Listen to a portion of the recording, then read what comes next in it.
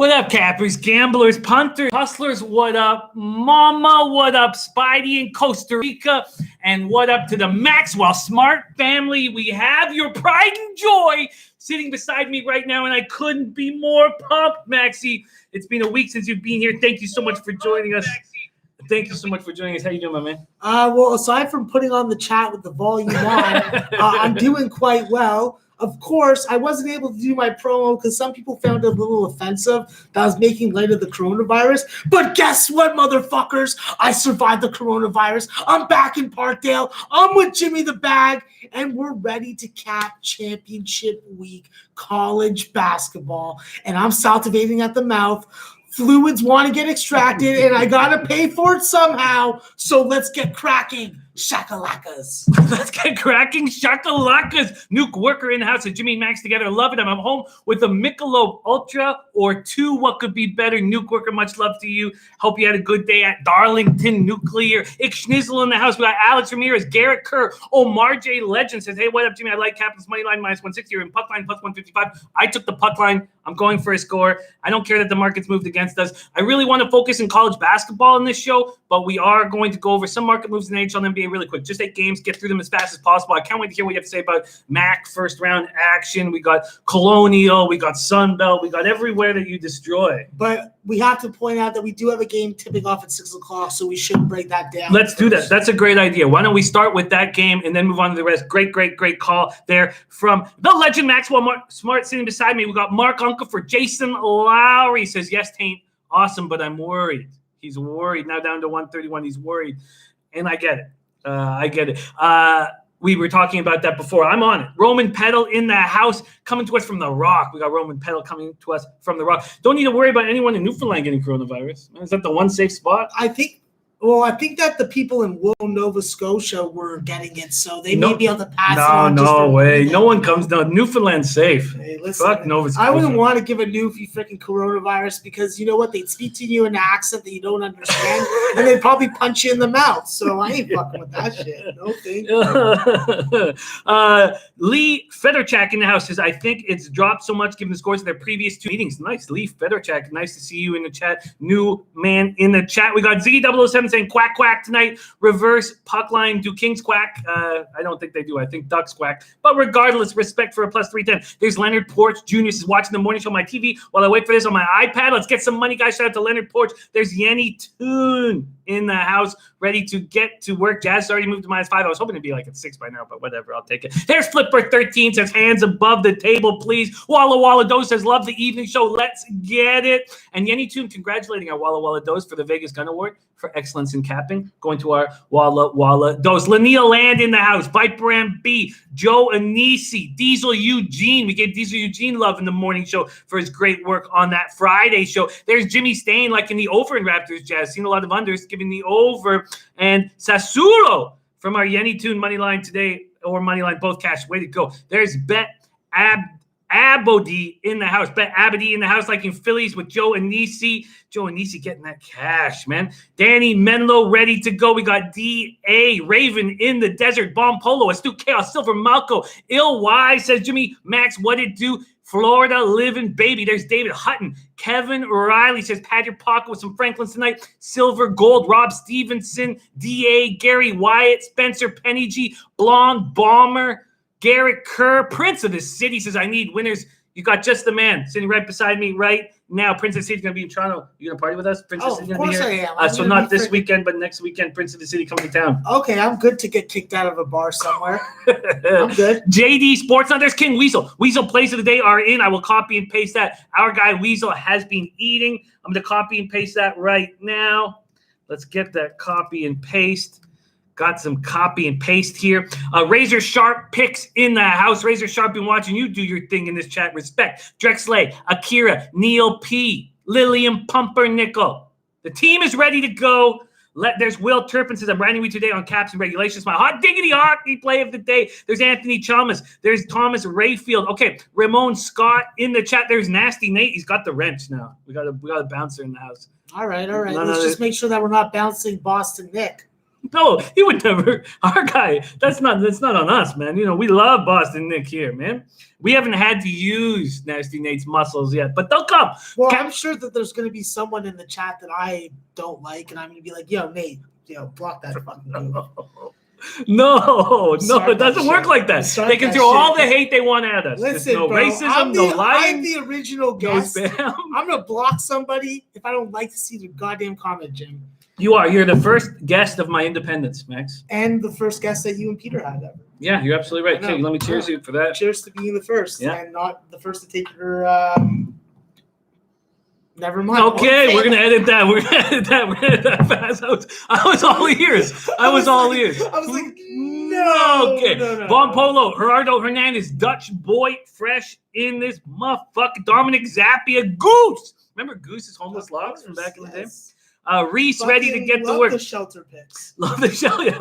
Arthur Mead Jr. in that. Arthur Mead Jr. also coming up to Toronto in June. Yeah, Arthur Mead has told me I'm definitely looking to get together. Every day, Joe 18, Raven in the Desert with a moneyline Kent Wright and Jazz. We got lots of work to do. And I'm also less antisocial when college basketball's off. When college basketball's on, it's like I don't really like. No, I get it. This is your time to make that paper. It's time to spend the paper and help local pipe fitters buy their condos and drive Lexuses. Well, sure. That's what I am the best at.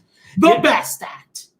You are. I'm not saying I'm the best at college basketball. I'm not saying I'm the best at any of that. But I am the best at supporting local strippers and helping local pipe fitters get what they need, which is money. Yeah, and we respect that. And you keep the business alive. I'm sure there's tough nights for them, but not any tough nights when Maxwell Smart is looking to unload. Listen, they wish that Pornhub was never existing. Let me put it that way. I get it. All right, Goose liking Hofstra, G-Sauce in the house. Reese liking Hornets +5. Steve Priest shouting out that Leicester pick this morning. Joey Anisi cashing this morning with the Phillies. This chat is straight fire. All right, let's grab Razor Sharp picks and let's get to work. Am I an asshole because I don't credit people with cashing soccer tickets? I wouldn't. Asshole is going too far. No, I wouldn't call you an asshole. Oh, Captain 24/7 liking San Fran first half. Okay, we got lots of stuff to talk with Max about. Okay, well, let's start here. Look at this game that's popping off so soon. And let's go to college basketball right now. We have an early riser, Max. Delaware, Hofstra. Let's talk about it right now. Colonial semifinal. Blue Hens go 11-7 in the conference, going up against Hofstra Pride, 14-4 in the conference. Both had nice overall records. Both had nice seasons. And here we are in the Colonial semi. Hofstra opening up at -4, now down to 3. There's a 3.5 at Bovada, a 2.5 at Heritage. This total's been around 147 all day, but it's creeping up 147 and 148. We have a ton of people on Hofstra.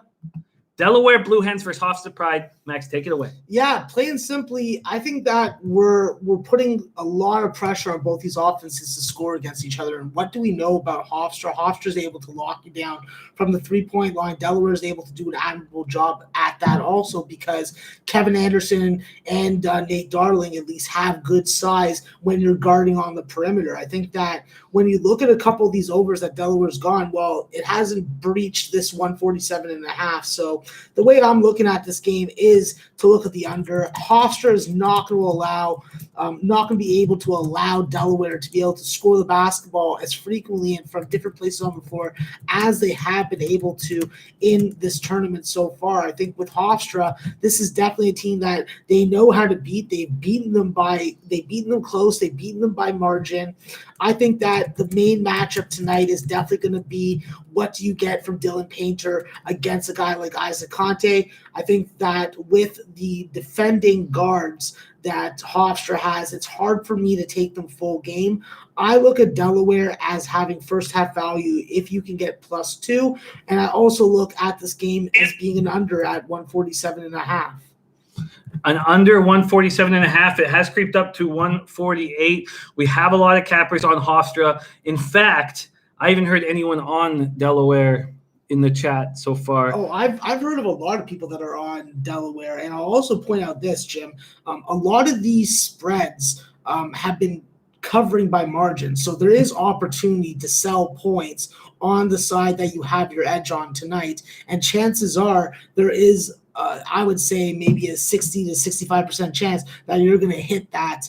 Because if we look at the margins for the last 2 games that they played, we're talking about 8.5 and 17 points off the pre-game closing line spread. So there's value there if you believe in Hofstra to take care of business, and if you believe in Delaware to pull the mild upset off, then play it how you will. Play it how you will. So, questions coming in immediately saying, well, is Max on Delaware there? I'm on Delaware first half. That's the bet that I have, and I'm on the under 147.5. So those are my 2 plays. The full game, I'm going to make a play personally on my account, but at this point, I'm not willing to give it out. Brooklyn Funk Project in the house. DA says, what are the best plays of the day? Chat, feel free to throw them in. We did cut out a video of just the chat's plays because that's how spectacular you guys are as cappers, and we respect that. Von Polo likes Delaware money line. Alex Ramirez coming in with his Spidey play today. Blues in regulation. So that game is popping off in 15 minutes. And it's on minutes. It's on freaking Flow Hoops. I hate that fucking place. Sons of bitches can't get my fucking games on free streams. Trying to charge me like I'm gonna pay them money. Like they're gonna get our fucking cash. They're gonna get my cash. Oh no, never mind. It's on CBS. Oh, okay, great. So okay. I had to open up a certain page, but yeah. All right, now that we got the pressure out of the way, and see these areas to my right in between here, we're gonna have sponsors giving us cake. I like cake. Now, I know you do. And right now, we don't have sponsors giving us cake. And I want to reward Max for making this long trip down to Parkdale. I want Virginia to reward me also. Sure, but Virginia's not sitting beside you, and you didn't travel. What if I named you Virginia? I would take offense.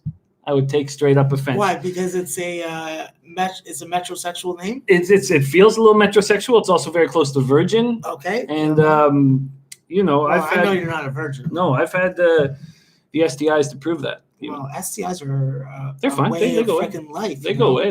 Like you get a college degree, you get an STI. Yeah. I agree. All right. So I do have a gift for Max. It is Parkdale. So we have a Popeyes coming in, but it's not here yet.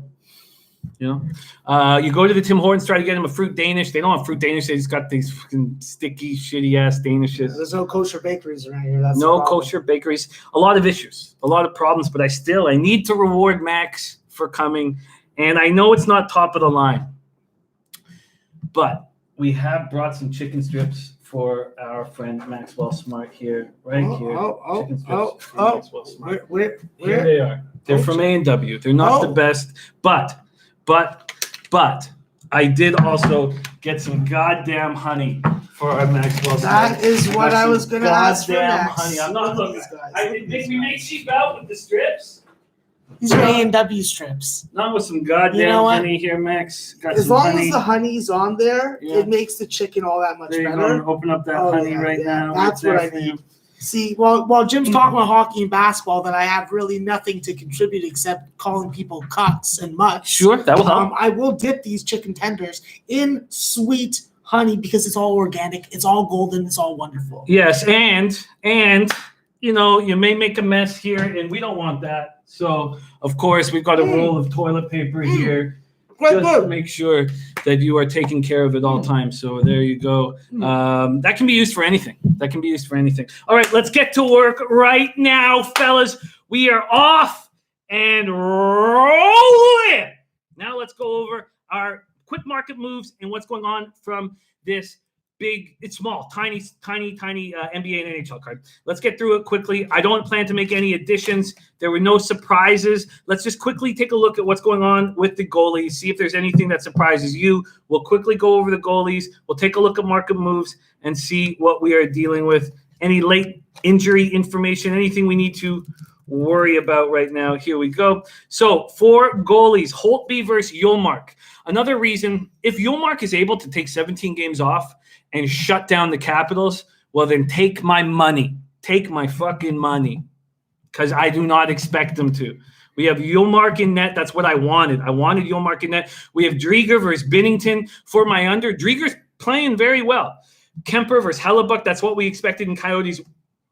Winnipeg, Marc-Andre Fleury, Mikko Koskinen. That's what a lot of people expected there. And I expected Quick. I'm happy to see Quick. And now we have Francouz in net as well, which is all what we expected. All what we expected. And Danny Menlo says, smash those likes for Jimmy, Maxwell, chicken strips, and honey. Smart. Let's get to work. So quickly, market moves in NHL. I made 2 plays. Do I find the LA Kings appealing? I do. But I just don't feel like reaching. I do feel like they're appealing. I was hoping, a lot of us were hoping that Hutchinson was going to be in goal. We thought Hutchinson might be in goal. As soon as they announced Francouz was going to be in net, the market pushed further in the Colorado Avalanche direction. Do I want to come to the party after the Kings have won 5 straight? No, I don't. David Hutton says, love the Kings play. Look, I think Avalanche are a fade team with all these injuries, and the Kings feel good about themselves. Did they actually trade for Michael Hutchinson? They did, yeah. What is wrong with them? Are they on the 420? I hope they are. Well, my dream is that they are. I hope that they are also, because that's the only thing that they could be on, and we know about what's going on in Colorado. Legal 420. Yes, just like here, and we're damn proud. I'm on Capitals -1.5 at +155. That's my first look in NHL. We've seen the market move towards Buffalo. It's the Sharps again making moves. And sorry, I'm missing a lot of people giving Matt Randall love. Sorry, I missed that. Says Jimmy, I will DM you the taint tomorrow. I'll be in the hospital all morning with baby Briggs, as it's our last test to ensure he's completely clear of his tumor. Prayers, please. God, that's such a great message. Baby Briggsy gonna come back feeling stronger and feeling good. What a God, the heart. A tough kid. What a giant heart that our Briggsy has. Well, I sense a kid that's going to be playing Michigan State football. Yeah, no doubt about that. We will be sending love. We will be sending strength, but you guys don't need it. You guys are so strong. Respect. Okay, so if I wanted the puck line right now, I'd get a better one than I got, I'm sure. Let's quickly do this. I really want to get into NCAA and watch Max do his thing. So I could get, way better. God. Wow. Look at that play now. +171 you can get at Pinnacle. I really didn't expect that. And Spencer Penningy taking Raps plus the points and moneyline all night going up against us. Ricky Levine says, what's cracking, Jimmy? Kings 7-2-1 last 10 against Colorado. Look, I want to do that. There's JJ Work in the house. Thank you for joining us, JJ. Look, I want to make a move on the Kings, but I also don't feel the need to reach right now. I don't feel the need to reach. You know what? I just don't feel the need to reach, and I just don't feel safe fading Colorado. And this Kings team's won 5 straight, so they're probably a little overvalued right now. I'm on the Capitals -1.5. I stayed away from the Coyotes Jets. We knew a lot of people took the under in Coyotes Jets. I stayed away from it, and I'm fine that I stayed away from it. Let's see what's going on exactly with money lines and totals. Let's get through this fast. There are only 3 NBA games we need to talk about as well, so we're going to get into college basketball as fast as possible. So this Arizona-Winnipeg has been a huge move to the under. Huge move. So I understand people on the under from the morning. Even in the morning, there'd been a big move that I didn't want to be with. I'm off that. Panthers-Blues, I got the under 6 at +100, and that under 6 is now juiced beautifully. I got +100. The best you can get right now is at Heritage at -110. I got +100. That makes me feel very, very good. And then Knights Oilers. Koskinen is rolling right now. I don't really believe in the Oilers. I don't believe in the Knights on the road, 16-13-4. I was shocked that Pinnacle put out an opening line that had the Knights favored. It was shocking to me. Some money has come back into Vegas. I will watch that game. I think the Pacific Division is susceptible. I really think we can make money off of the playoffs in that division. And I'm just sticking with those 2 moves. I might pull the trigger on the Kings, but I don't want to. Don't want to reach. I've got 2 plays in NHL. I've got the under 6 in St. Louis, and I've got the Capitals on the -1.5 line. And I truly think right now at +170, that's a beautiful spot. Beautiful spot. Okay, we're saying 8-2 on back-to-backs these Vegas nights. Christopher Comentini on Vegas as well. Okay, let's move on to NBA. I made a move on the Jazz in the morning show. I made a move. I got him -3.5 of Bet Online. I put it out on Raw Mike Richards. By the way, on Raw Mike Richards Saga 960, our Maxwell Smart will be doing a full hour in studio on March 17th, breaking down the tourney. I will definitely. Kicking ass, taking names. I'm going to have a full 24 hours to model the games. I'm going to come in with some good line evaluations, and we're going to have value from that first freaking 5 minutes on that show on March 17th. I love it. March 17th, we will hear our Max. Thank you, Flipper. Thank you for the love. You hear my DMX intro that they put together for me? Yeah, it's awesome. I like it. I fucking start bumping my head to it. I'm just like, yeah. The bag. Okay, let's go. I'm on Jazz -4. 4. I bet it at 4. I got it for show purposes. Bet online at 3.5. That was the best available. We now see 1 5.5 at Bovada, 1 4.5. You wager 5s everywhere else. This total had dropped out at 223.5. It's back coming up. It opened at 225. It's still at 225. So not much movement there. That was my play that I wanted badly. I find the Bucks and Nuggets a very tricky proposition right now. We have Trotwam. We got some spectacular cappers in the house. And Prince of the City says, you want anything that we have that is cheaper here? Nah, I don't know. That's a good question, Prince. Let me think on that. And look, there's Cynthia Paniagua in the house. Thank you for joining us, Cynthia. And Noli No says, don't sleep on spring training under City. Respect. Enormous respect, Noli. But I know it's going to help your capping throughout the year because you're spectacular at baseball, but I'm kind of keeping some space. You know that, Noli? Mine is better than yours. Razor Sharp Pick says under in Atlanta, Jimmy Public's all over the over, and the line is dropping in that. Wow. Okay. Very interesting. Under in Atlanta, 225 it opened at. So now 222.5, 222. That goes against my rules. I can't jump on anything that's more than two or more points off of the market move. And that keeps lowering. Soon it'll be 1.5. It just makes me extremely uncomfortable. Bucks are playing no defense right now.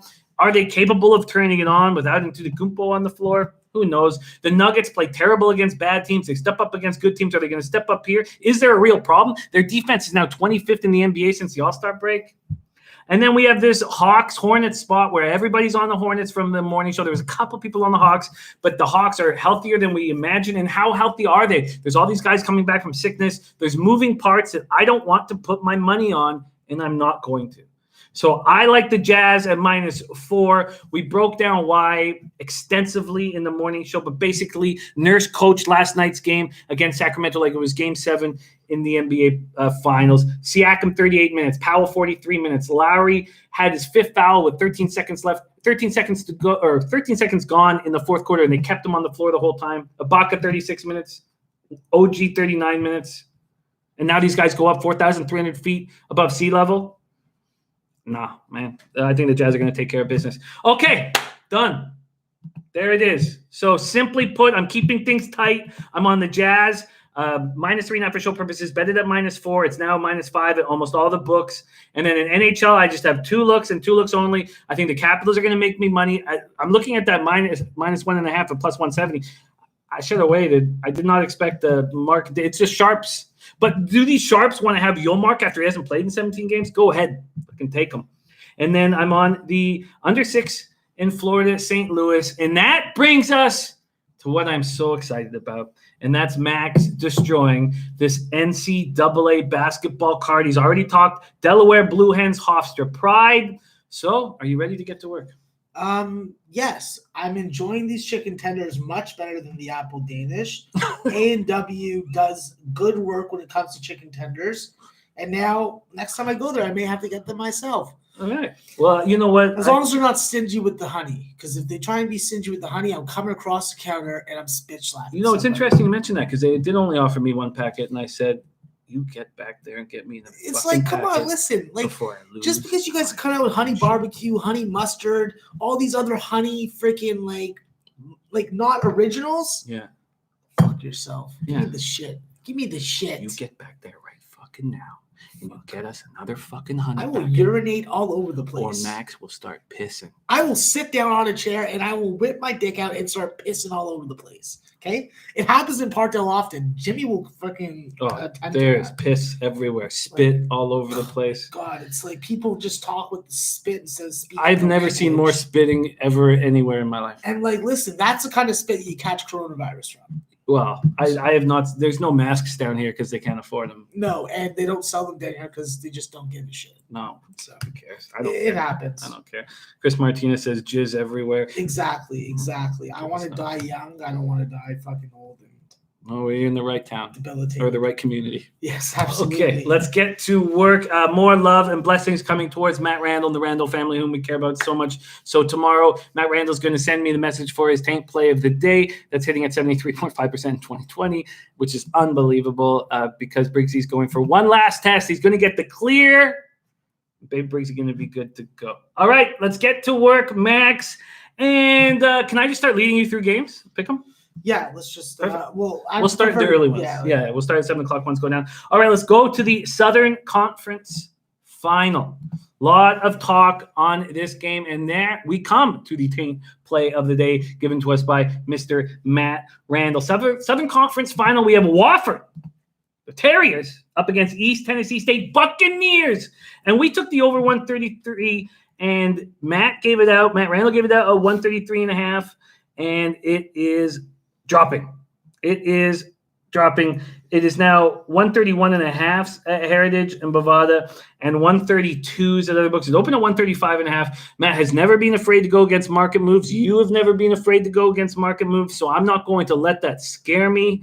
Take it away, Max. The Southern Conference Final. And let me add quickly, the East Tennessee State opened at 6.5 and is now up to 7 or 7.5. 7.5 everywhere, Pinnacle at 7.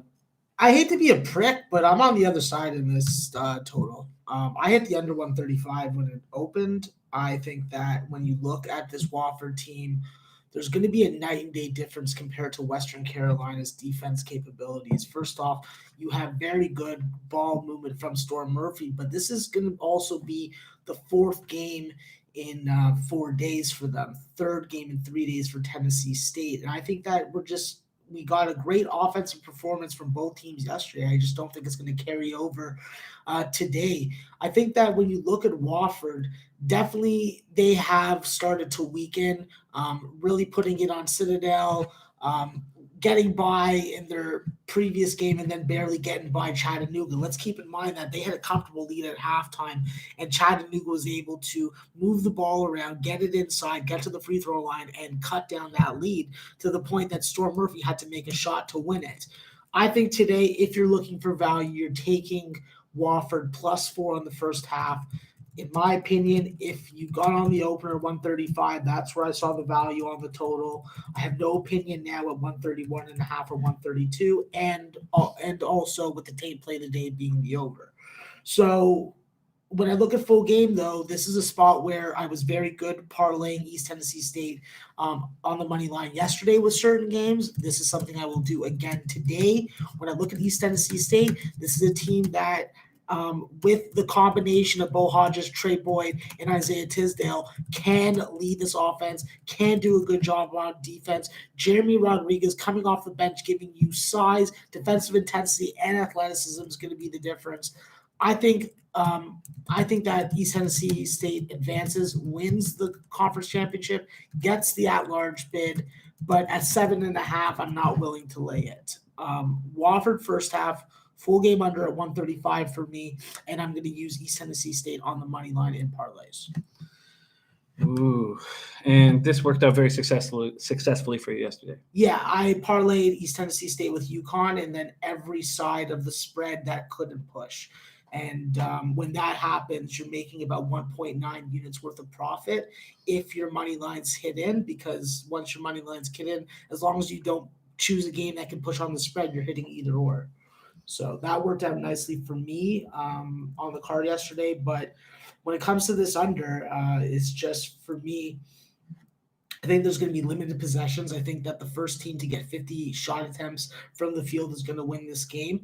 And I think that East Tennessee State's going to have the advantage on the glass, and I think that's where it's going to come into play. I think that's where the extra buckets to win this game are going to come from. When you cash so easily I shouldn't say so easily, but so comfortably with East Tennessee State yesterday, tying it to everything, are you hesitant to go back? No, I'm not, because if you're watching games, you're seeing what's happening. You're seeing what type of turnovers they're committing. You're seeing how shots are being made. You're seeing how shots are being missed. You're seeing how the coaching is at the end of the first half and the end of the full game. And what matters a lot at this time of the year is late game coaching. We've seen Florida State suffer because of that. I think that it happens a lot more often in college basketball. Unless you have eyes on the game, you're not going to see it. And I think that by watching a lot of the Southern Conference tournaments so far, I've been able to get a better perspective versus a conference like the CAA, where obviously I mentioned Flo Hoops is a bunch of assholes. There we go. So you got the under at 135. 135, yeah. You got the under at 135, and we're on the over. I got it at 133. Matt Randall got it at 133.5. You can now get it at 132 or 131. And what were your moves on East Tennessee State? Yeah, so I have Wofford +4 in the first half, and then I'm using East Tennessee State money line in parlays. Wow, that's exciting. There you have it. That is the Southern Conference Final. And if East Tennessee State gets through, which is something that you expect, do you like their chances to win a couple games in the tournament? Yeah, I think that when you have good upperclassmen, senior leadership, balance, and depth, you have a different guy that can win you games on different nights based on the personnel matchups that your opponent presents. I think that East Tennessee State is a team like that. I don't think that any other of the SoCon teams qualify in that aspect of it, but it's coming down to two teams, Wofford and frickin' East Tennessee State. Wofford with Fletcher McGee last year, they win this game. But without Fletcher, without Nathan Hoover being the elite game-breaking, game-changing scorer, it's just a spot that I can't get on the full game. Wow, great breakdown. And some news coming in from the NBA. Bledsoe doubtful, and we have Bledsoe out from Free Sports. We knew is doubtful, but he's out. George Hill won't play. Who cares about George Hill? Van Fleet and Gasol won't play. We talked about that. We expected that. And let's keep rolling along. Very quickly, Max, I wanted to ask you, and we're going to get through each and every game. We're going to break down each and every game before the witching hour, so don't worry. What did you make of San Diego State losing in the Mountain West Conference there? I thought that they got exploited because they don't have size down low. That's simply what happened there. Sam Merrill was able to penetrate the paint, take those off-balance fucking jumpers. Kata was able to do whatever he want. Arup looked really short against him, and we saw how it paid dividends. The fact was, let's put all of our tables let's put all of our cards on the table here.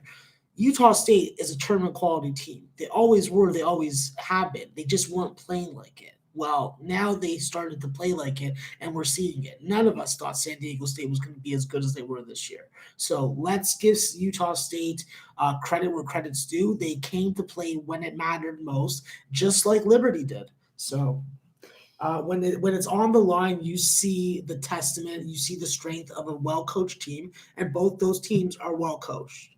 So I like it. Paco Healy, our guy from San Diego, whom we love dearly, says, but they will bounce back strong and get to the Elite Eight. If they don't face a dominant big man, yeah. And Chris Martinez says San Diego loss was better for them if they land that 2 seed now in the West. Yeah, for matchup advantages, I agree. I think that when you have that number 1 seed, there's always a bullet on your back. I think that the lines are going to be sharper. I think that the movements are going to be more honest. And like I always say, I want to bet on a game that has non-honest movement, because that gives me the better edge. I love it. All right, I love it. So we are rolling here in college basketball. We have Maxwell Smart. Follow him on Twitter at CBMS420. Support low baggers everywhere. All right, let's get to work. Next up, we have part 1 of the Summit League semifinal. A lot of sharp cappers on Oral Roberts. I'm going to go over them while you're talking, but I believe Brooke Jordan is one. I'll have to double check, and I'll go over all the low baggers action here. Summit League semifinal. We got Oral Roberts, North Dakota. So the Golden Eagles 9-7 in conference, and North Dakota State Bison were great all year. 23-8, 13-3 in conference, and yet they're just a 2-point favorite. Open up at -1.5. Some money comes in on them. Bovada hanging at 2.5. This total's gone from 147.5. It's still there at bookmaker, but we see a 149.5 at Bovada. 148's everywhere else. Bovada 1.5 above everybody. Very, very strange. This is interesting, and can't wait to hear you break it down. Oral Roberts, North Dakota State. Take it away, man. Yeah, I think that with this Oral Roberts team, we're finally seeing the fruits of their freaking veins. And I think that with DeAndre Burns, he's got to be your catalyst tonight. This is an Oral Roberts team that can go inside and out. They can score the basketball from the perimeter, and they can do a good job rebounding the basketball. I think against North Dakota State tonight, there is going to be points that get scored. Anytime you see a Summer League total between 137 and 147, it's always something that catches my eye, and I always run my numbers to see how I can get on and over in this total. Well, this was a similar situation, opened up at 140, went all the way up to 150 at some point in the afternoon. I got a 145.5 this morning. That's how I'm playing it. I think that when you look at Amos, whatever the hell his goddamn name is, the kid has come out of nowhere. I did not project this type of scoring development from him, and he's averaging 14 points a game. So something like that coming around really helps out, because with Nakawazi and Kevin Obanyor, you have two guys that are going to crash the glass, are going to get back to the bucket type scoring opportunities, and it usually leads to good shooting percentages. I think that with DeAndre Burns running the point, facilitating the offense, this is a game where they're going to be able to get their tempo. They're going to be able to really pressure North Dakota State to make shots, and that's going to force Tyson Ward and Vinny Shaheed and Jared Samuelson to an extent to be able to hit shots from the perimeter and be able to go bucket for bucket. I personally think that Oral Roberts has been moving up, moving on in, and North Dakota State in a league that had a lot of parity. This is a spot where if they don't get out to a good start, they are fucked. Oral Roberts is a team that has been able to consistently put up 40-plus points in the first half. They're a good first half play to get on. And I think that they're winning the game outright. But my strongest play was the over at 145.5. That was posted on my Twitter. If you didn't follow or tail there, well, what can I do for you? I can't hold your hand through the process. So. I love it. I love it. There you have the over. We got Intex in the house running with us. Love seeing that. Antoine Seymour, not me, says y'all need to take a vacation to Fort Lauderdale, get some good suntan. And women, we are as pale as you can possibly get. As pale as you can possibly get. And we get to see Nasty Nate use that wrench because we have Triple X chat online saying hi 3 times. So I'm looking forward to see our No, send me some pics to my DM, girl. Come on. Okay. I want to know what you're working with. And Nadia Amin in the house again says, look at these two, husband and husband. Nice to have Nadia back. Are you Nadia? Nadia was making me laugh throughout. So nice to have you back, Nadia. Feel free to fire. Does Nadia want to jump in? We can freaking put her on the table and share her, you know? Coastal Carolina, App State Mountaineers, Sun Belt Conference, second round. Coastal Carolina 8-12 in the Sun Belt. App State 11-9 in the Sun Belt. Both teams around 500. App State opening up at -4.5. Now we see 3.5s across the board. The total opened up at 147.5. Now 146.5 or 146. What do you think here, Coastal Carolina, App State? Yeah, you missed the best of the number on both spots. You missed the best of the under in the first half, 69.5, down to 68 in some places. You missed the best of the number on Coastal Carolina, +4.5. This is a spot where we've seen Coastal Carolina be able to not only score the basketball frequently at +45% from the field, 34% from three-point line, and hitting a respectable amount of their free throws at above 70%.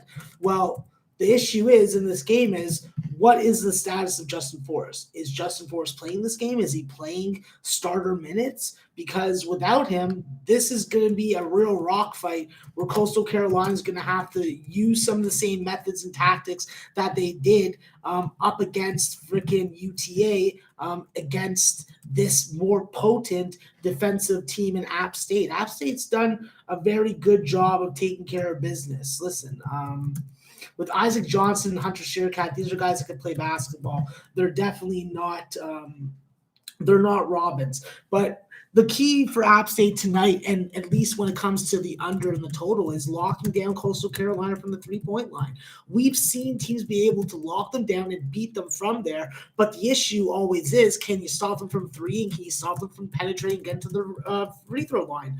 With Trey Burton and Devontae Jones and guys like Tyrell Gums-Frater, you got guys that can do it all. They will score the basketball, they will play defense, they will guard without fouling. This is a spot where I think that Coastal Carolina still has value. I think they can win the game outright.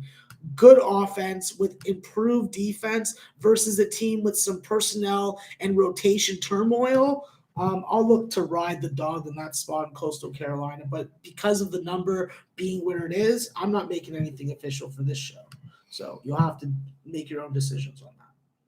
Opened at 4.5. Yeah, it was 4.5 for like 6 hours, like just in the morning, let alone all day yesterday. I feel so you got to know when these lines are coming out, and you got to be able to freaking get to that. Look at that. Oh, my God, 15 points already. That is not looking good.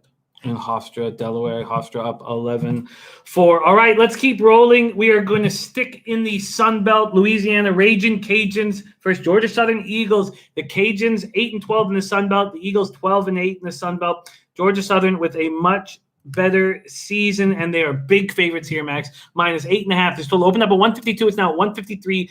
Louisiana left by at Georgia Southern. Yeah, this is a spot where I think that ULL definitely is going to have their advantages when it comes to offensively. This is a team that has some good tempo. They've been able to really string together some wins over the last couple games leading into the tournament, which is always good. And having Cedric Russell and Jalen Johnson as your 1-2 combo is definitely a good starting point. The issue is, what kind of job are they going to be able to do on the glass versus Georgia Southern and the likes of Isaiah Crawley and Quan Jackson? Definitely Quan Jackson broke a lot of people's hearts in that Arkansas State game, but that's even more situational motivation for Georgia Southern to come out strong and play 40 minutes instead of 35. When I look at this Georgia Southern team, this is a team that definitely has to do a good job of limiting ULL in the first half. If they get close to 40 points, then they're going to be trailing. This is a ULL team that has been able to make good halftime adjustments and build momentum. The fact is, if you can't stop ULL from dropping 9 or 10 threes on you and getting to the line 20 times, well, it's going to be a tough job to cover that 8.5. I would have to look at ULL in the first half, and then I'd have to look at Georgia Southern as a live or second half play.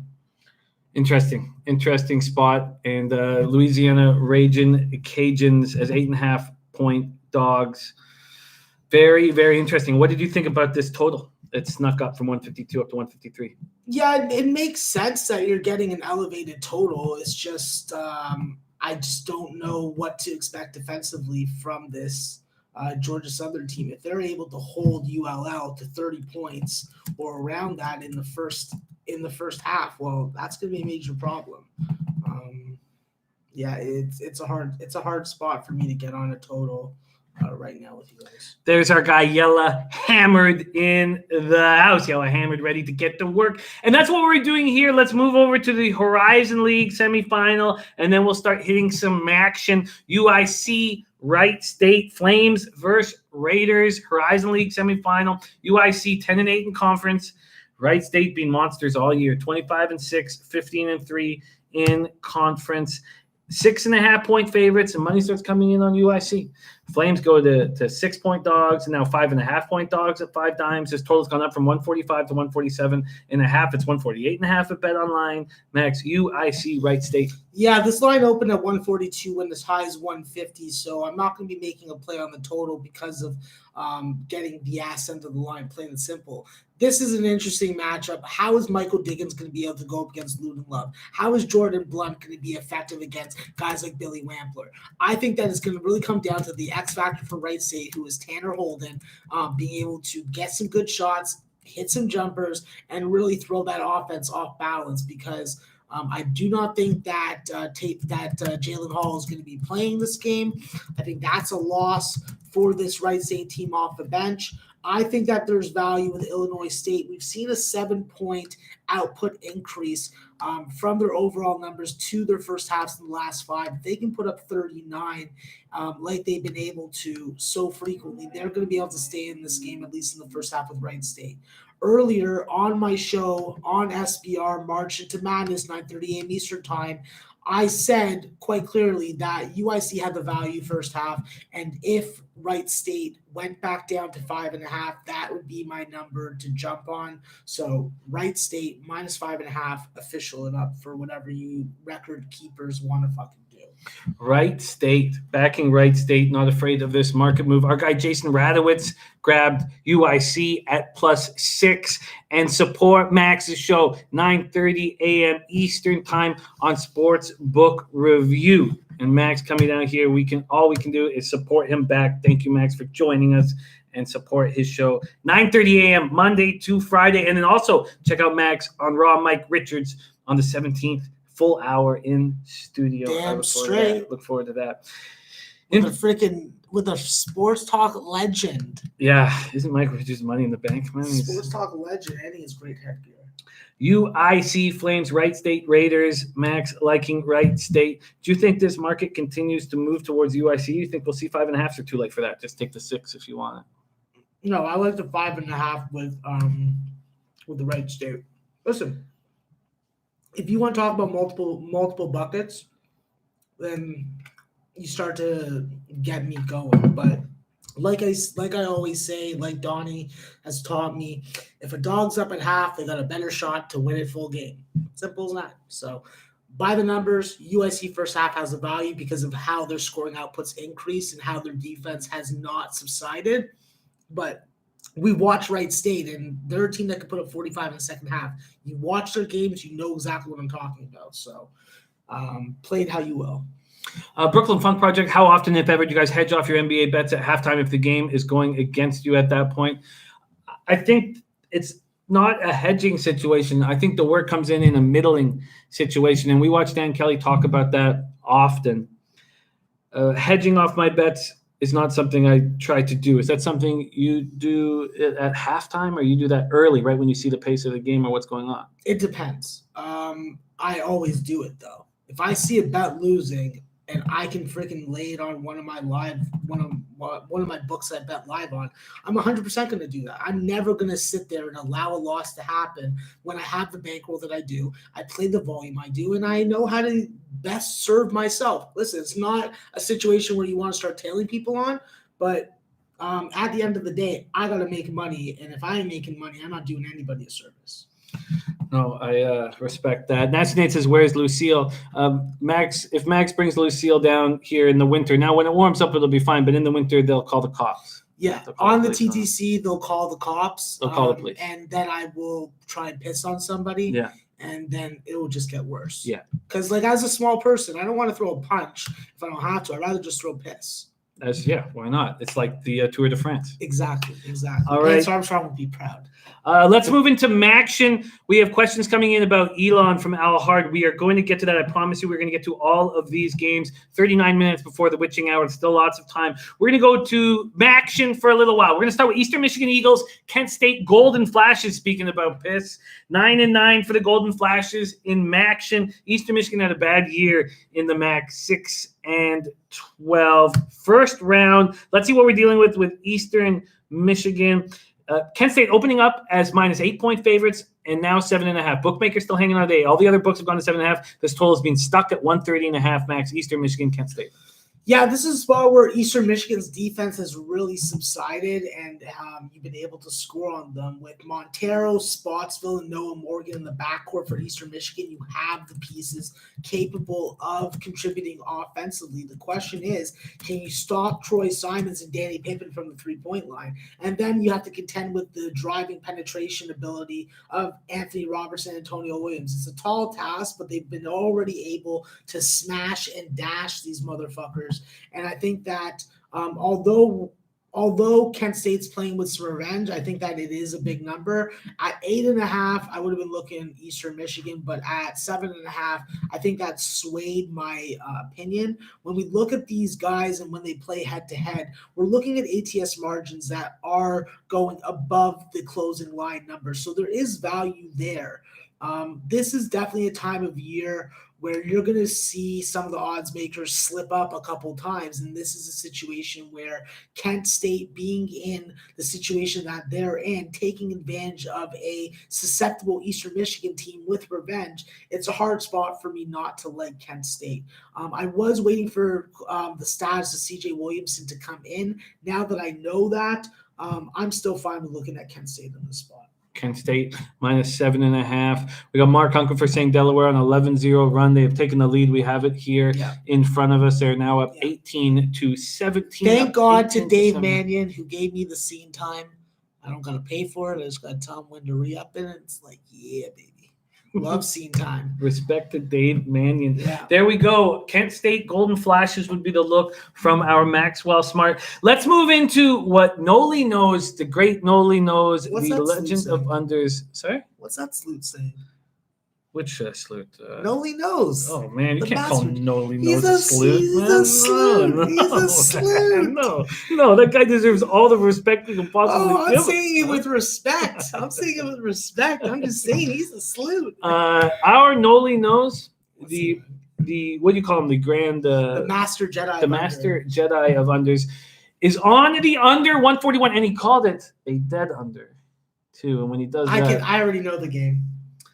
Western Michigan Broncos, Toledo Rockets. Western Michigan 6-12 in Maction this year. Rockets 8-10. This was 141 when we pulled the trigger, and right now it is still at 141. Although there was only 140.5 on the board in the morning. Now there's one at BetOnline, Heritage, and UWager. So it's still available if anybody wants it. Oh, Jazz up to 6, really, Glenn? Tell me that's facts. Oh, I don't have 6s here. I like facts. Facts, man. I still see 6s. Hey, Swaz in the house. Thank you for joining us. Says Toledo should roll. What do you think about Noli Knows is under 141? And what do you think about this spot from a side perspective? Hey, Swaz saying Toledo should roll. It opens at 8.5, already at 10. Yeah, the problem with Toledo is if you've been betting on them on the spread at home, they've been burning your fucking money. And let's be frank, they don't got much of a bench. They rely on the Jacksons, Willie and Moore and Jackson and Luke Kanapke a hell of a lot. I think that this is a situation that if Mike Flowers is able to score some buckets early and Toledo gets behind, this is going to be a toughie all day for them. Listen, they didn't have too much dispatching them in their previous couple games. They did beat them by 9. They did beat them by 8 on their home floor, but they didn't cover the 12 that they were a favorite. This is a spot where I think that similar situation. I will point out, however, that Toledo has been doing a better job of covering some tickets, but it's been on the road. This is a spot where I have to look at Western Michigan with the points. It's not a play that I'm very happy about, but because I'm just a dirty degenerate who loves chicken tenders with honey, I'm going to hit it. When it comes to the under, I think that the under is definitely the right look in this game. I think that when you look at the combination of rebounders in this game and the height and length to guard on the perimeter, it's definitely going to be harder to get good shots up. I think that when I look at this Toledo team, this is a Toledo team that I think that can keep Western Michigan under 65 points, but I think that Toledo is going to struggle to get 70. I think that this is going to be a closer game than we're thinking. I think it starts with a good first half performance from Western Michigan, and if they get that, well, Toledo could be freaking in an ass clinch situation. So safer play to me would be tailing the Master Jedi of unders. And if you want some DGen action with a double-digit dog on the road in a tournament setting, even though it's not a neutral court, I go with Western Michigan. All right, let's grab that right now. Jonathan Roden's 2-team parlay, Capitals puck line, and Jazz -4.5. We have word that the Jazz are already at 6 at pinnacle, which makes me very happy. Very, very happy. Glenn Elliott Man says, money coming in on Vegas. Drops like Golden Knights. I think they lose tonight. And JJ Work is action. Caps, Jazz, and Florida St. Louis under. Okay, let's keep rolling through. Did you pull the trigger on anything in that game at this point? What, on the Toledo game? Yeah. I took the under. Took the under too. All right. And that under is widely available at the number that our Noli Knows gave it out at, that we all jumped on it at. So it's widely available, 141. So that market hasn't moved against us if you want to come on board. 2 more games in the MAC first round. Next up, the Chippewas out of Central Michigan versus the Bobcats of Ohio. Chippewas 7-11 in the MAC. Bobcats 8-10 in the MAC.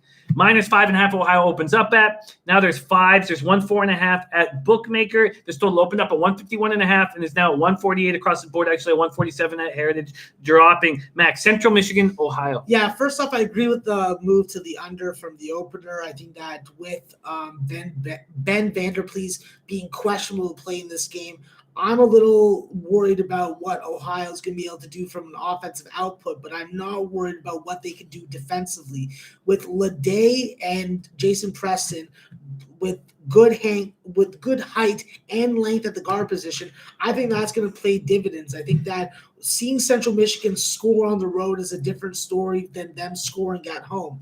I think that Ohio is going to be able to get their action. I think that they're going to be able to run their sets. And as long as Jordan Dardis is in the lineup doing a good job on David DeLeo and we don't allow Kevin McKay to get off on the three-point line, I'll allow Rob Montgomery to penetrate the bucket and get his shots and get his looks. It's just about limiting all 3 offensive weapons on Central Michigan, and I'm not really including Dallas Morgan in that. But this is a spot where I think that defense is going to win this game. I look at the defense of Ohio on their home floor to do what they did in the first game. By my numbers, I had this game at 8.5 points. At 5, 4.5, definitely worth making the play. And as far as the total, I would be looking at the under, but knowing that I also agree with the line move, I'm not going to take it losing 2 points of value. Great breakdown, Maxie. We have some notes coming in from the chat. Dan Kelly says, I like honey mustard on chicken tenders, but straight honey is too sweet, Max. See, honey mustard was created to alleviate the cost of honey. It is a economical way of dipping things in, and I refuse to lower yourself. I refuse to dip down to that. Yeah, dip down to that fucking level. Like, listen, I love Dan Kelly. Sure. I'll put that on the record right there. Yeah. I respect him. He's a freaking quality individual, better than a lot that I've encountered. Yeah. But when it comes to dipping sauces, there is no substitution. There is no compromise. It's honey or die. Do you take offense?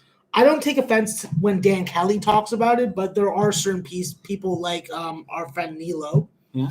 If he starts talking about honey mustard, I just want to punch him in the throat. Yeah, you get angry. I just want to punch him right in the Adam's apple, just watch him struggle to breathe and catch his breath. It's just like, yeah. Viral Video, our guy Viral Video says, I don't know if Max is angry or focused, but I feel confident. Which one is it?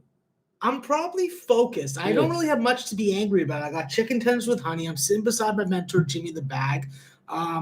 My employer allows me to do this wonderful show with you guys, and I'm working with the best cappers in the game. So, I don't know how else I could be mad. I haven't lost any bets yet, although I do seem to be losing this goddamn fucking under in the Hofstra game. DJ Big Boss likes to dip his chicken strips in mashed potatoes. Mashed potatoes, we've already talked about mashed potatoes, how I have a phobia. I have a traumatic experience with mashed potatoes. Sure. They make me want to vomit. Dan Kelly says, but honey on chicken tenders turns them from dinner into dessert. If that's how you have to put it to yourself, then that's what it is. And Boston Nick says, Maxie, I love me my honey mustard. Listen, Nick, you come up to Toronto, I'll take you on a tour of some honey fields, and we'll fucking make it happen, okay?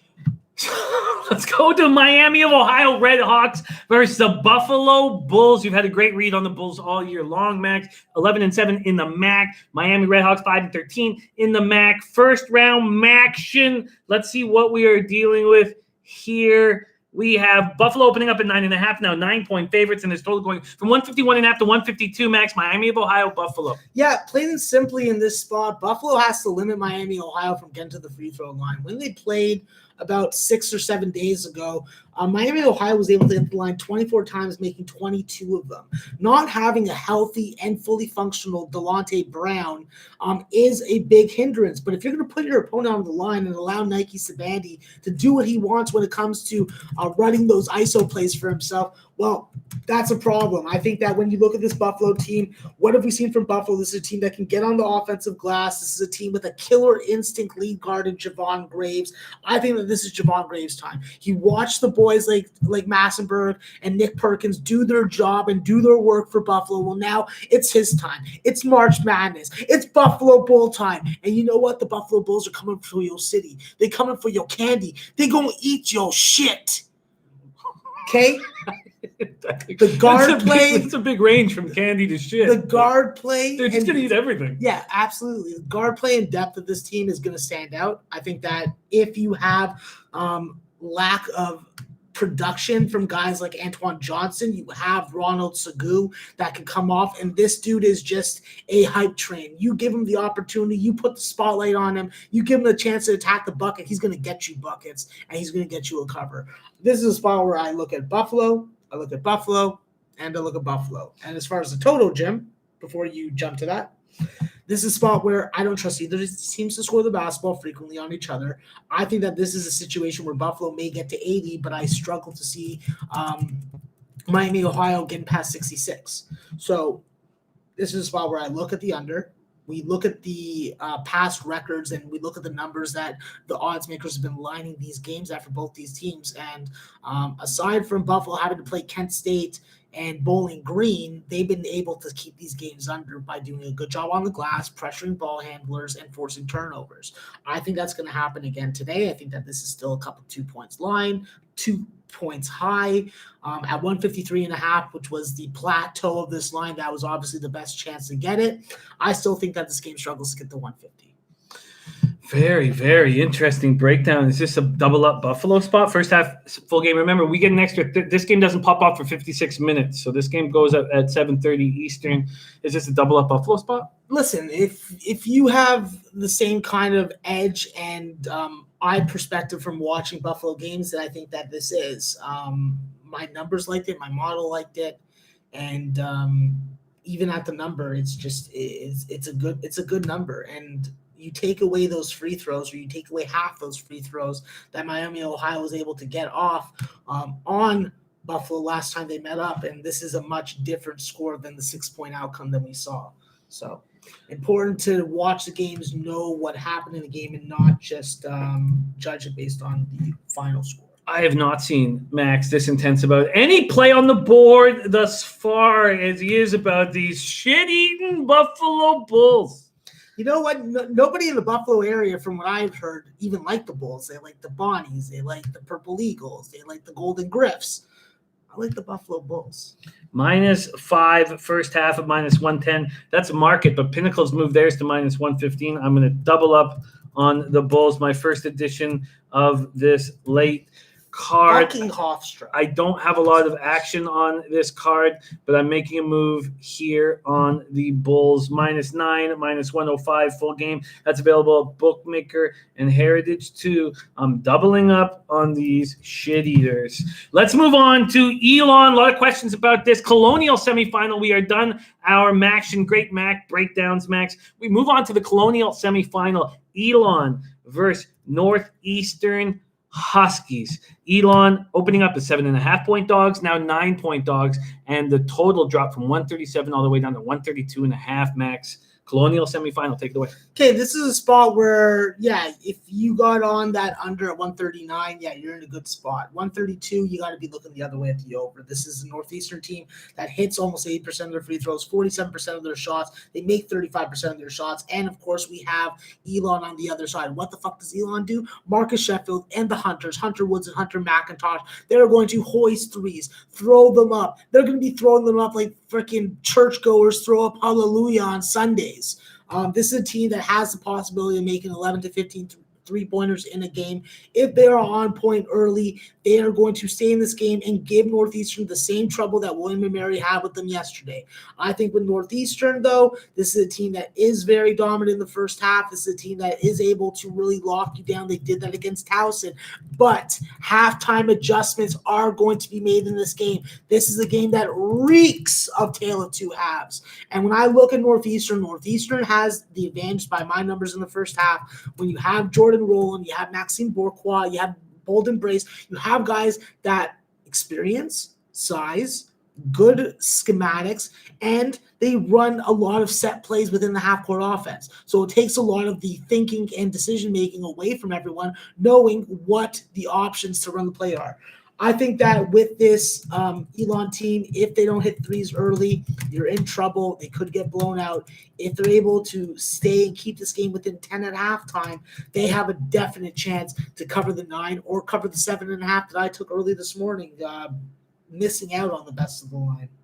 Nice job, though, and beat that market move. Do you think that this total has gone too low? No, I don't think that it's gone too low. I think that when we look at Northeastern, listen, Towson had a little more trouble operating against Northeastern because they don't have any kind of really intense inside scores. I think that with Elon, you have a similar situation, but the difference is Elon is cold-blooded from 3. They're going to hoist threes all game long. I wouldn't be surprised if we don't see 30 attempts. And we're talking about short into the shot clock. It's not like they're using 23 seconds of the shot clock. They're using 14 to 16 seconds. And in that time, that gives you those extra possessions to hopefully get enough efficiency from both teams to get you over that 132.5. Have you pulled the trigger? I'm on Elon plus 7.5. I'm on Northeastern minus 4.5 first half, and I'm not on anything in the total.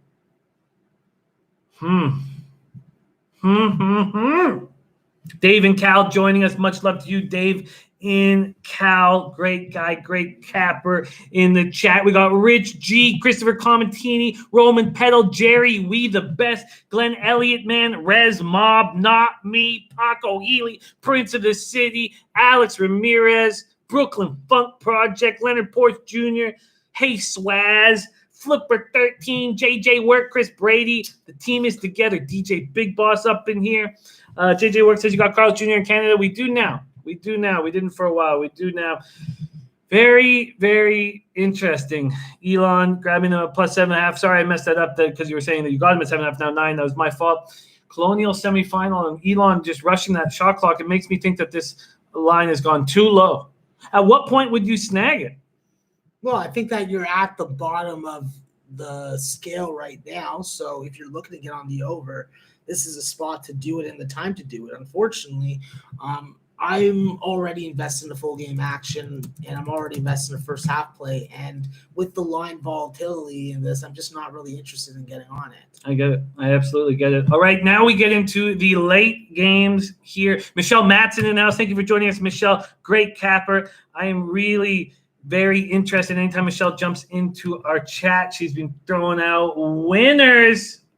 Michelle Matson, I've got that copied and pasted. I already got your stuff from the early show, but I'm not, just in case, I will copy and paste that one more time. All right, Max, we move on to the late game. So this popping off at 9 p.m. Eastern. We have a 9 p.m., 9:30, 9:30, and an 11:30 on the card, and then we have broken down each and every one of these games. And I don't need to panic because the additions I've made are on the Bulls, and that starts at 7:30 Eastern. So I have no need to panic. I'm completely relaxed right now. Let's talk about the Dons and the Bulldogs, Max. San Francisco, Gonzaga. San Francisco 9-7 in conference play. Bulldogs 15-1 in conference play. 29-2 overall. The pride of Spokane, Washington. Gonzaga opening up at minus 12.5 now. 13s across the board. This total 151.5. Now 152 or 152.5. San Francisco, Gonzaga.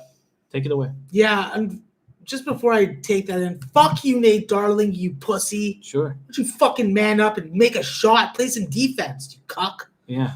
Take you back to Nova Scotia, put you in the frickin' water, and make you eat fish. Yeah, why not? But yeah, no. As far as this Gonzaga game, Jim, This is a spot where you look at the over first half, you do what's been cashing, you continue cashing what's been cashing for you, and that's first half overs.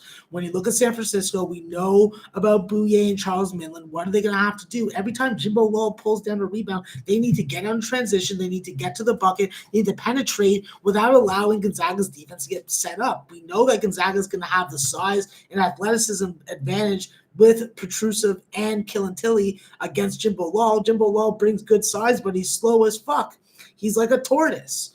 I think that's going to be a problem for them. I think that from an overall strength perspective, he does have the advantage. I don't think that's going to play into it. I think that Gonzaga definitely going up against this team twice, knowing how tough they played them and how well they matched up with their guards, I think that there's going to be an emphasis on putting this game down and early. I think that when you look at Gonzaga, whether it be on the road or at home, they're going to travel.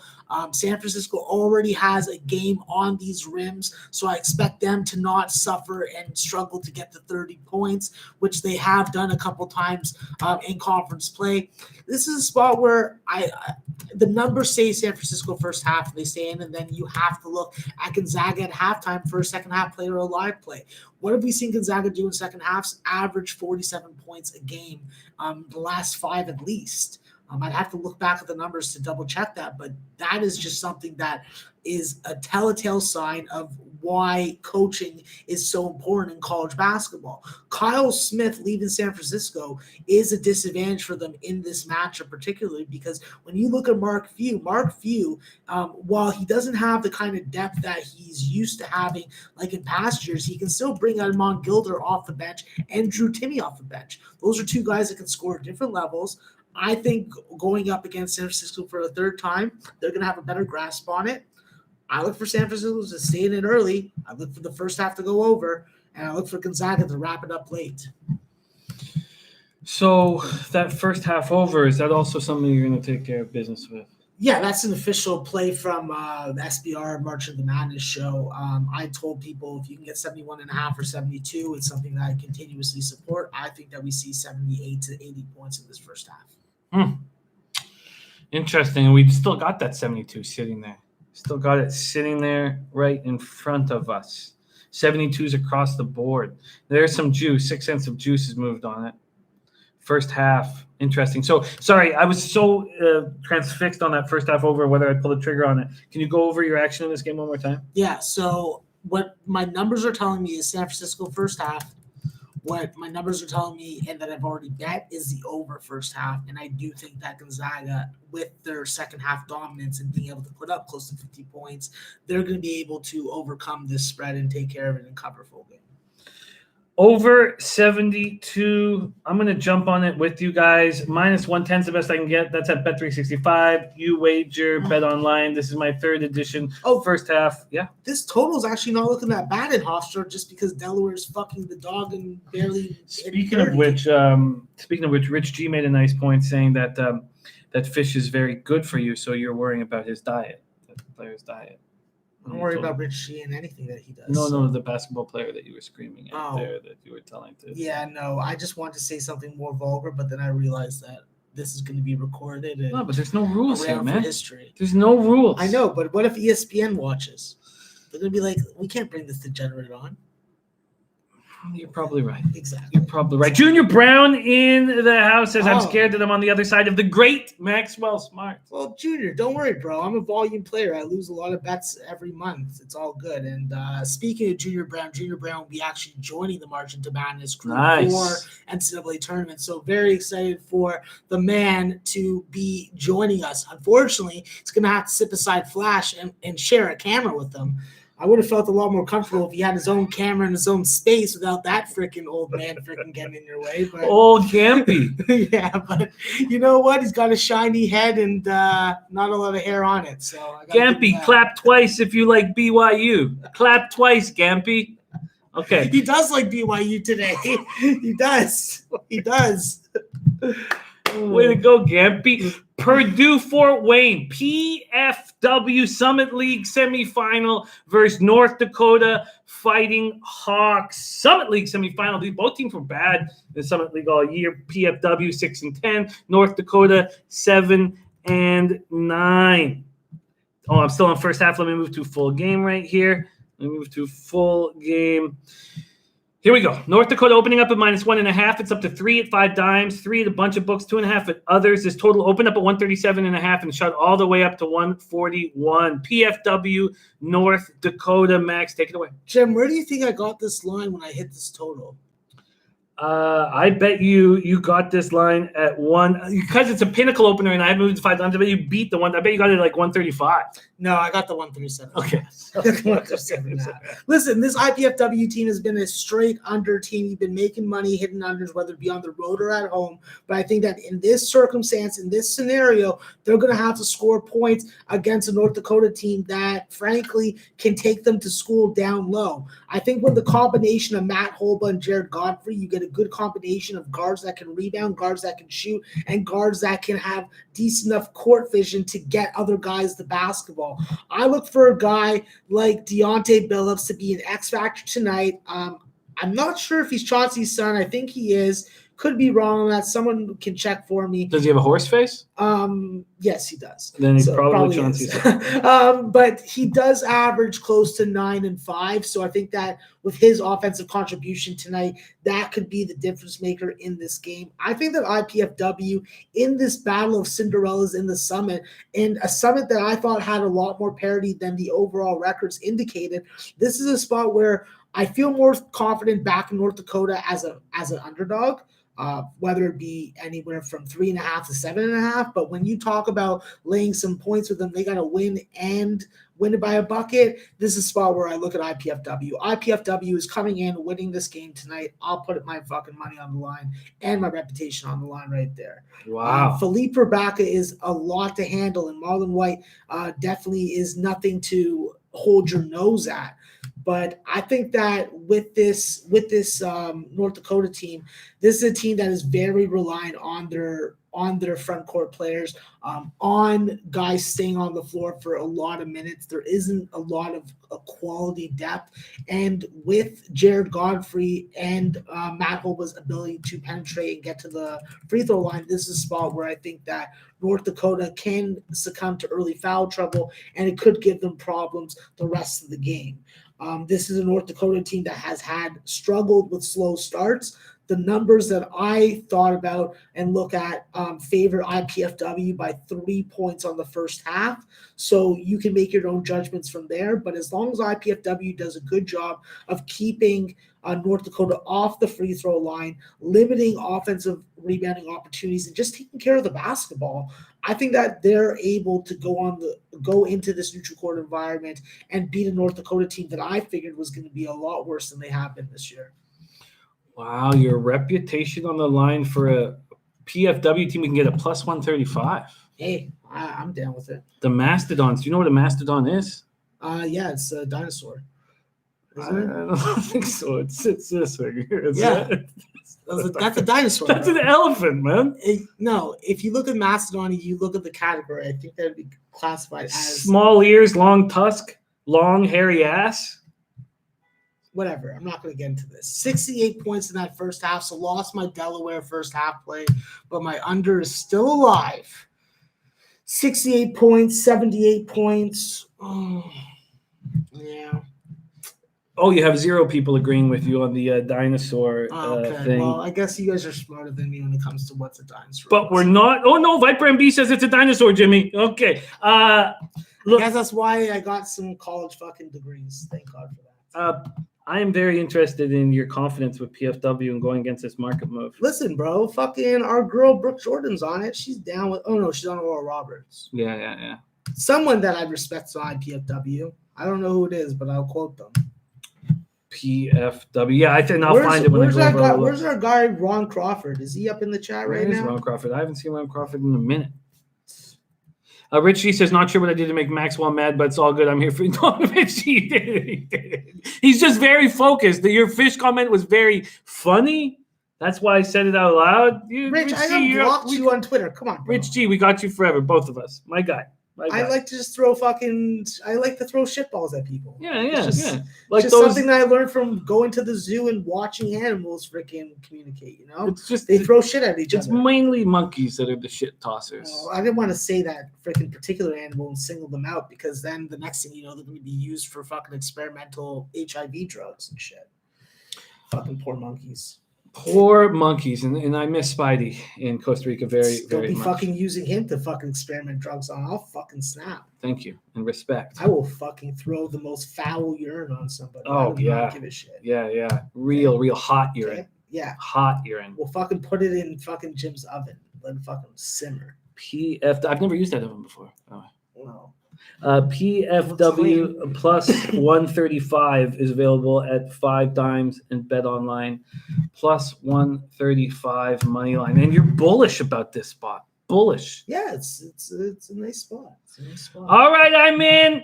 Plus 135. Wow. Okay, we now have 4 editions on this NCAA card. I did tail Noli knows the Master Jedi of unders. I tailed his under. I tailed the tape play that they were going to go over. Actually, I should tell you guys that now because they're popping off in 8 minutes. I'm on the under of Noli knows. That's the under 141. Sorry, where is it? Under 141. The Wofford Terriers is the Wofford East Tennessee State over 133. It's now down to 131.5. That's the tape play today. And the under 141 is in the Western Michigan Broncos versus Toledo Rockets, the under 141. Okay, we have 2 games left on this card. Green Bay versus the Mighty Norse. Green Bay versus Northern Kentucky. Northern Kentucky 21-9, 13-5 in the Horizon. This is the Horizon League semifinal.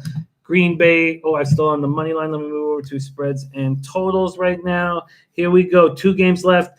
Northern Kentucky opening up at -5. There's a 5.5 at Pinnacle, a 4.5 at Bet Online. There's total at 151, around 151. Some have it at 151.5, some have it at 150.5. Take it away, Max. Green Bay. This is the game that I would define as something that you've never heard me say. This is a slut pie game. This is a slut pie game. We're talking about a high potent offense in Green Bay. What do? Get up and down the floor. Jaquan McLeod. What does he do? Well, he's only 6'2", but the motherfucker's cold-blooded, hits threes, hits the rim, hits the free throw line, and does it all at a consistent, efficient rate. The problem with backing this Northern Kentucky team is Northern Kentucky just has not been offensively efficient. They've not been offensively responsible. I don't like to think about 8-day layoffs as really playing a lot into the factor of how well and energized a bunch of young people are going to play, but I do think that with their 25% three-point shooting percentage over the last 5 games and only making 5 of them a game, it puts a lot of pressure on a player who just came back from injury and Dantez Walton, who just isn't able to really be effective and efficient with this shot load that he's getting right now. I think that when you look at Tyler Sharp, you look at Faulkner, you look at Langdon, there's potent pieces to get this perimeter attack going versus Green Bay. I don't think that they're going to want to play that type of pace and style tempo with Green Bay, but the fact is Green Bay has been able to put up 40 birds in the first half. If they put up a 40 bird and Northern Kentucky struggles to get to 28 or 30, that's going to be a telltale sign of how this game is going to go. I think having so much trouble in the regular season with this Northern Kentucky team is going to make it that much more sweet to see them actually win this spot. They did win the first game that they played in December, but in December, I'm not really taking that into consideration too much. I will point out, however, the odds makers have failed both times when lining this total and lining it too high. I think that this game struggles to get to 147. I look at the under in this game 100%. I look at Green Bay to win the game outright and advance to the Horizon League Championship Final. So +5 is what I got on Green Bay on Marching to Madness on SBR this morning, and I have the money line. This is a spot where I think that Green Bay. And if I got to eat crow, well, then you'll see me on the side of the 401 between Young and Avenue Road looking for dead birds. Wow. And Raven in the Desert also on Green Bay. Oof. Listen, Amari Davis is the difference maker for this team tonight. He is going to have the advantage. First off, he can take you off the dribble. So a guy like Trevon Faulkner or Tyler Sharp are going to get taken to school. First off, with this Amari Davis, not only is he great off the dribble. He's not afraid to take what the defense gives him. If the defense is going to give you a 15-foot opportunity to shoot a jumper, he's going to take it and make it. So let's go Green Bay. Plus 5.5 is the best you can get on Intertops and Bookmaker. You're on it. Better number than I got. You're on. Well, if I bet it, it's a plus 5. It's 5.5 for those two books. My book's hanging at 5. Wow, you're on it. Raven in the Desert is on it. I am on it. Wow, I didn't think I was going to have a ton of action. Great having Maxie here. One game left, and then Maxie broke down the entire card. Thank you guys so much for joining with me. We are 3 minutes before the witching hour, 6:57 Eastern right now, and now we have the Late Night Degenerate Special coming up here. Late Night Degenerate Special, and Claudio, I will pull up my MLB record right now. Instead of writing it, I'll just tell you it. It was a horror show, but it actually – I don't. We don't need to talk about your. No, if someone asks me a question, I'm Claudia's always asking about records. Ask about Teddy's record. Ask about my record. Ask about your record. Yeah, but I mean, if he wants to ask about my record, he send me $20 my PayPal. I'll send him my freaking spreadsheet. I last year, and my future bets really hurt me because whatever, it's just awful. I went 518 wins and 528 losses. My average line was plus 103. I was down 36 units. $100 a pop. I don't want to hear that. I'm going to be honest about it. I know you love to be honest. 3.47 minus 3.47 ROI. But I was down 30 units right away and then stayed there. Okay, let's keep rolling right along. Final game on the card. St. Mary's, BYU Cougars, West Coast Conference semifinal. Take it away, St. Mary's, BYU. Oh, let me give you the market moves right now. St. Mary's opening up as 4.5-point dogs, now 3.5-point dogs. BYU now ranked 14th in the nation. Dirty Bird says BYU. Glenn Elliott Man says St. Mary's, BYU over 146.5.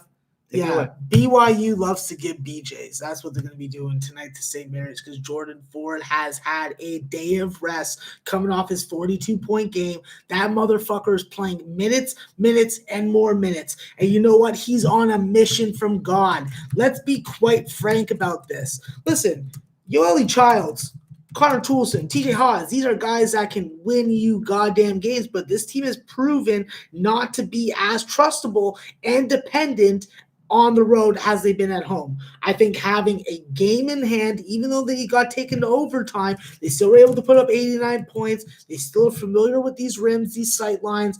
I think that St. Mary's is able to continue making threes like they did in the second matchup versus this BYU team. I think BYU team is going to have have advantages down low with Yoeli Childs with no Matthias Tace to stop him.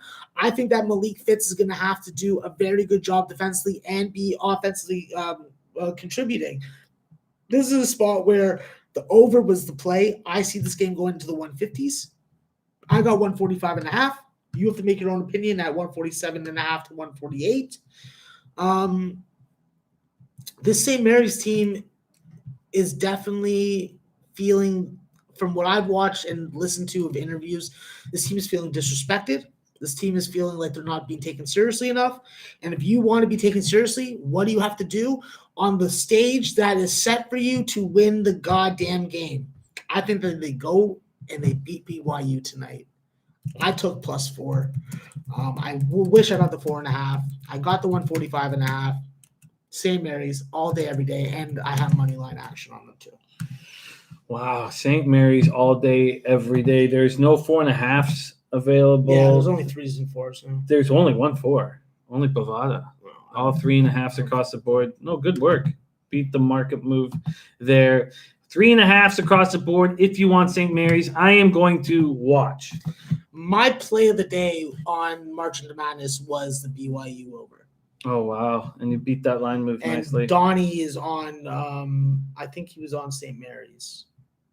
Sorry, I always have trouble remembering what other people are on. Oh, it's okay. Focus on your own action. Res Mob says, I wish you two had a show. Very thankful to have Maxwell Smart come all the way down to Parkdale. That is not a short trip. And chicken tenders and honey is not enough for this man. Well, these chicken tenders were actually quite delicious, so I'm very happy with them.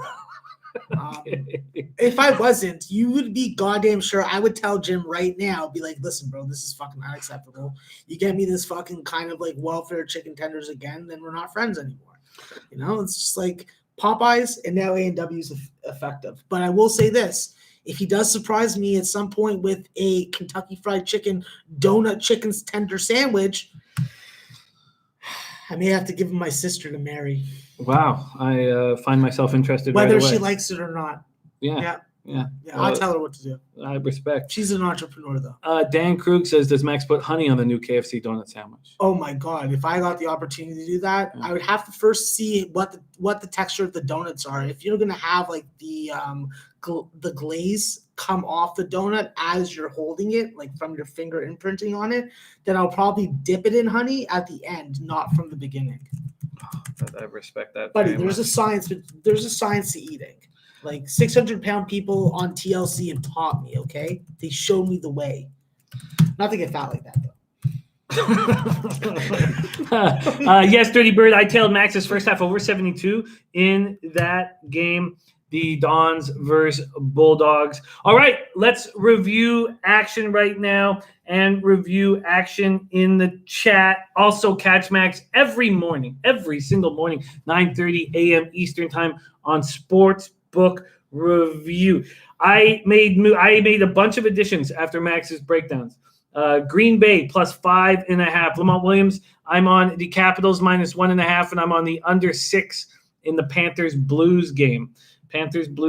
Green Bay plus 5.5. I'm on PFW money line plus 135. San Francisco Gonzaga first half over 72, and I doubled up on the Bulls first half minus 5, full game minus 9.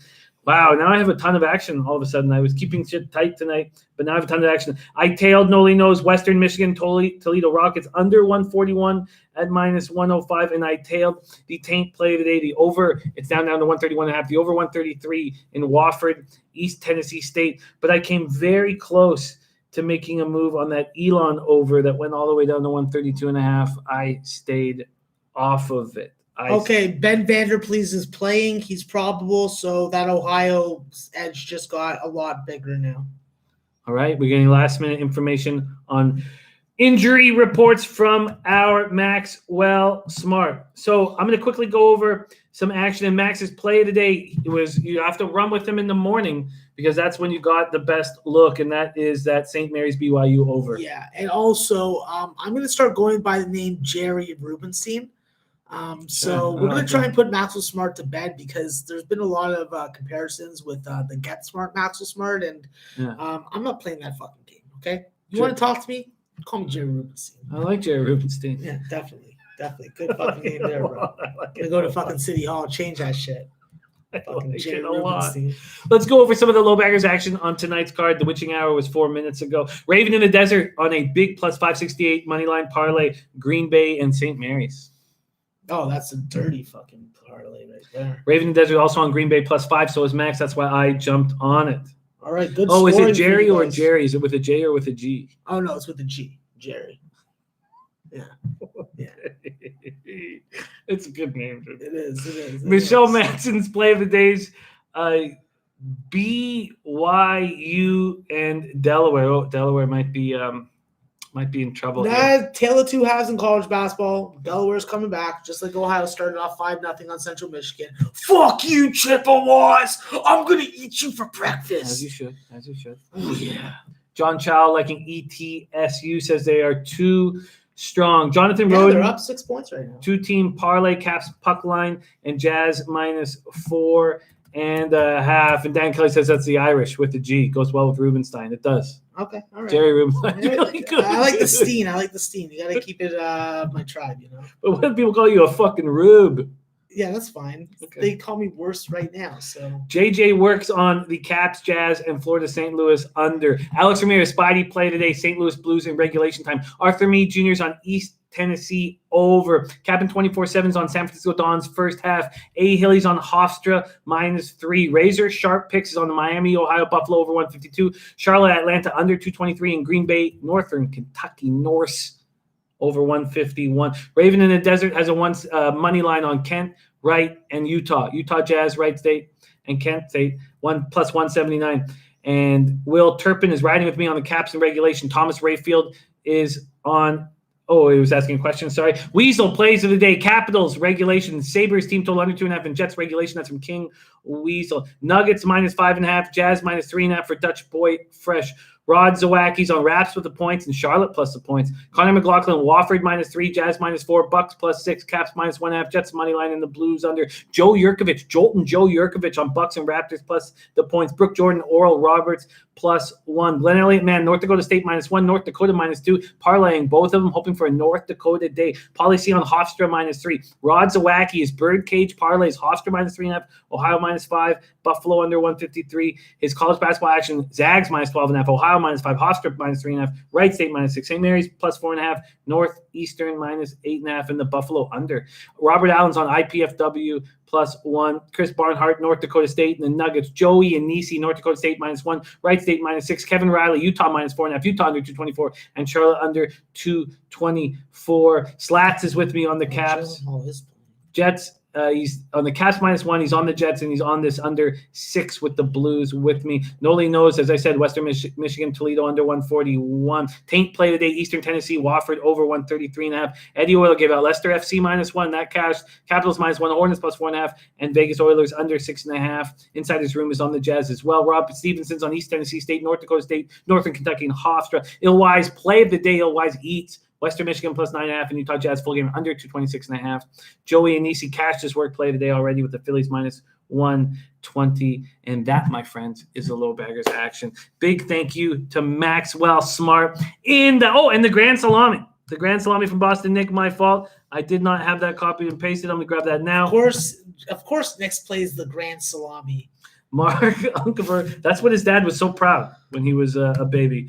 Always so proud of, and he used the term wang too. Which wang, when you use the term wang, you're not usually talking about a big hammer. Usually it's look at that little wang. But for you, I guess it was the opposite. Respect to you and your dad, who we saw in a great couple of picks right before. Your Patriots shat the bed against the Dolphins. Oh, look at the scoring in the Taint. The Taint is getting his scoring. Look at that. Look at that. I love hearing that. I don't, but I'm happy for all you guys to win because obviously it's me versus my book and you versus your book, not versus me versus you. Absolutely. And if you think that, well, then I hope that you fucking come really quick inside your woman and she leaves you for a man that can pound her properly. That's well put. That's just beautifully put, Jerry. Yep, that's the wisdom that comes from Jerry Rubenstein for free. David Cal's calling you Dr. Jerry Rubenstein, gyno capper. Oh, I wish I was a doctor. I've tried to tell people I'm a doctor, but they just plain and simply didn't believe me. They're like, "No way, you're a fucking doctor." I was like, "Yeah, you're right." That's so good. Dr. Jerry Rubenstein. It makes sense. I guarantee if we look up doctors in the world, there's a Dr. Jerry Rubenstein somewhere. Dr. Jerry Rubenstein. Gyno capper. Yeah. That's so good. From our guy, David Cal. David Cal's good, bro. I love David Cal. He always makes me laugh on Twitter when I have fucking people harping on my fucking dick. It's like, listen, bro, this isn't Church Street. Take it down there. Dr. Jerry Rubenstein joining us tonight. What a treat it is to roll with you, Max. Thank you so much for coming down, my friend. Yeah, absolute no problem, treat. Much love to you. Thank you to all the low baggers. You guys are who make this show special. We know that. And we thank you so much for the support. We're making moves. We're making moves right now. And we're very excited about some potential sponsors coming on board. So we're really, really excited here at Betting with the Bag. And it's because of you guys. Thank you for sharing. Thank you for supporting, liking, subscribing, all that stuff. Support Max as much as possible. 9:30 a.m. on Sportsbook Review and also on Raw Mike Richards' full hour in studio on March 17th.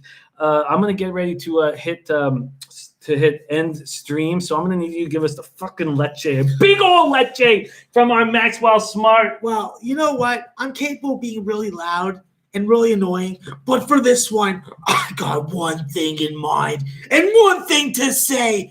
Leche, a los bookmakers.